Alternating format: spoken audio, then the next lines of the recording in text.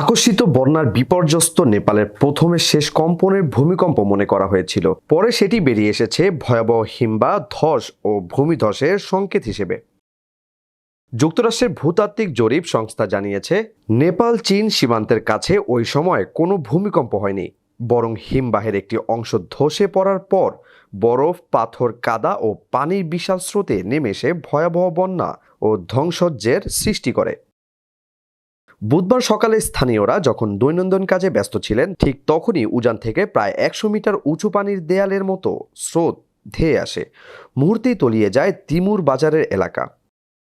সীমান্তে কাস্টম পয়েন্টে অপেক্ষামান 3 শতাধিক পণ্যবাহী ট্রাক ও গাড়িও স্রোতে ভেসে যায়। প্রাথমিকভাবে কাঠমান্ডুর উত্তরে নেপাল চীন সীমান্তের কাছে 4.4 মাত্রার ভূমিকম্প হিসেবে কম্পনটি শনাক্ত করা হয়েছিল।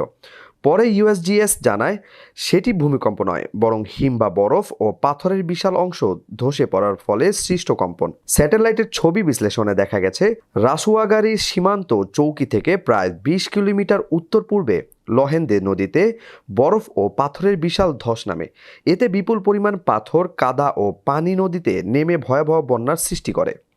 ওই ধসের তীব্রতা এতটাই বেশি ছিল যে এর ফলে সৃষ্ট কম্পনের 5.2 মাত্রার ভূমিকম্পের সমতুল্য হিসেবে রেকর্ড করা হয়। ফলে প্রথমে ভূমিকম্পের ধারণা তৈরি হলেও পরে ঘটনাটির প্রকৃত কারণ স্পষ্ট হয়। ভয়াবহ এই বন্যায় এখন পর্যন্ত নেপালে 157 জনের মরদেহ উদ্ধার করা হয়েছে। নিখোঁজদের উদ্ধারে এবং ঝুঁকিপূর্ণ এলাকা থেকে মানুষকে সরিয়ে নিতে অভিযান চলছে। নেপাল ও চীনের সীমান্তবর্তী এলাকায় ধস ও বন্যার বাড়িঘর, সড়ক, সেতু, বিদ্যুৎ অবকাঠামো ও বিভিন্ন স্থাপনা ব্যাপকভাবে ক্ষতিগ্রস্ত হয়েছে।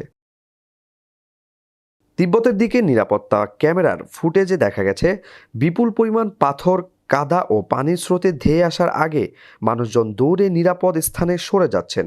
এরপরেই সেই স্রোতে ভবন ও যানবাহন ভেসে যায়।